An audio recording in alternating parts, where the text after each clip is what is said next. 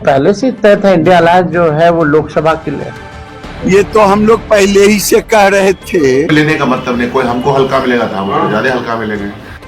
लोकसभा चुनाव 2024 में बीजेपी को रोकने के लिए शुरू की गई विपक्ष की किलाबंदी अब पूरी तरीके से ढहती हुई दिख रही है। तो पहले से तय था इंडिया अलायंस जो है वो लोकसभा के लिए, और बिहार में जहां तक बात की जाए हम लोग तो शुरू से साथ थे यहाँ पे। 2024 के चुनाव में केंद्र की सत्ता से बीजेपी को उखाड़ फेंकने और पीएम मोदी को रोकने के लिए देश भर के विपक्षी दलों ने एक महामोर्चा बनाया था, जिसे इंडिया गठबंधन नाम दिया गया था। लेकिन ये गठबंधन शुरू से ही खंड खंड होता दिखा। गठबंधन में न समन्वय था, न सभी दल किसी एक एजेंडे और एक नीति पर सहमत थे, और चुनावी नतीजों के बाद एक एक कर क्षेत्रीय पार्टियों ने कांग्रेस से पिन छुड़ाना शुरू कर दिया। पहले ममता बनर्जी, फिर अखिलेश यादव ने गठबंधन से किनारा किया, और अब तो तेजस्वी यादव ने ये कहकर खेल ही खत्म कर दिया है कि इंडी गठबंधन सिर्फ 2024 के लोकसभा चुनाव तक था। तो पहले से तय था इंडिया अलायंस जो है वो लोकसभा के लिए।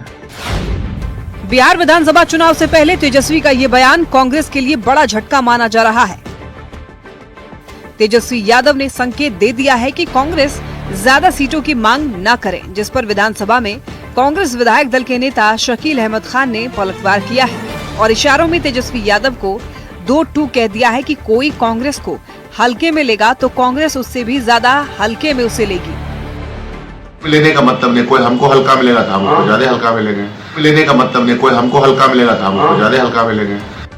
केजरीवाल की आम आदमी पार्टी, अखिलेश यादव की समाजवादी पार्टी, टीएमसी की ममता बनर्जी ने जिस ढंग से कांग्रेस को आंख दिखाया है और रही सही कसर पूरी कर दी, तेजस्वी यादव ने ये कहकर कि गठबंधन लोकसभा चुनाव के लिए ही था। तो ऐसे में सवाल ये है कि क्या फिर मान लिया जाए कि एक था इंडी गठबंधन। न्यूज 18 के लिए पटना से संजय कुमार के साथ ब्यूरो रिपोर्ट।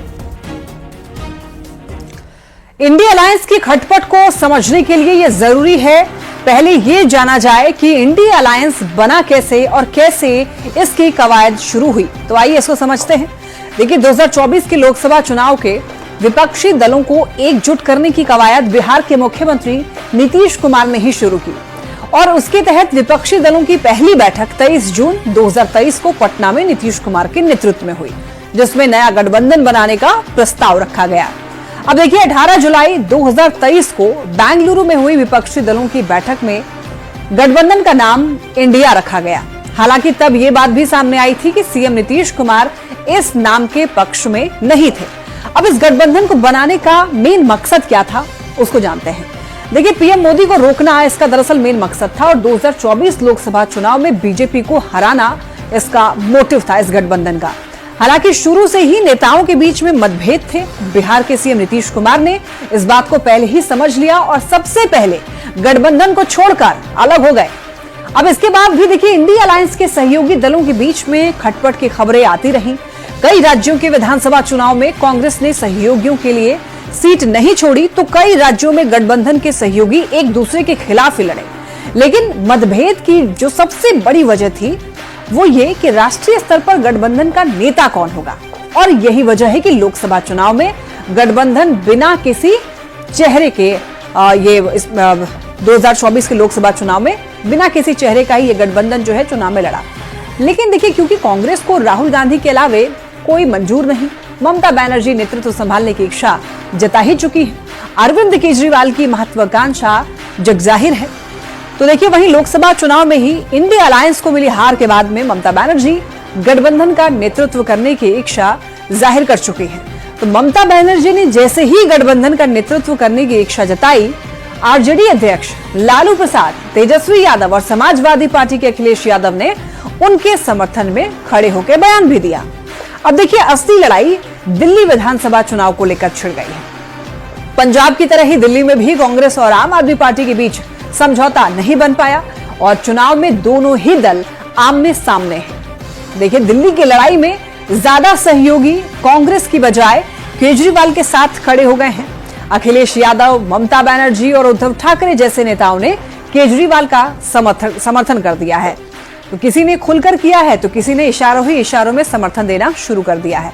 इसी बीच तेजस्वी यादव ने यह कहकर आग में घी डालने का काम किया कि इंडी अलायंस लोकसभा चुनाव के लिए ही था। अब कांग्रेस के नेता असहज हो गए हैं और एनडीए के नेता तंज कस रहे हैं, यानी कि स्थिति अब कुछ ऐसी दिख रही है कि इंडी अलायंस का काम तमाम हो चुका है और एनडीए राम राम कह रहे हैं।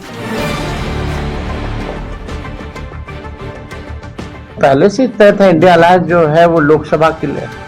ये तो हम लोग पहले ही से कह रहे थे। लेने का मतलब नहीं, कोई हमको हल्का मिलेगा था, हमको ज्यादा हल्का मिलेंगे।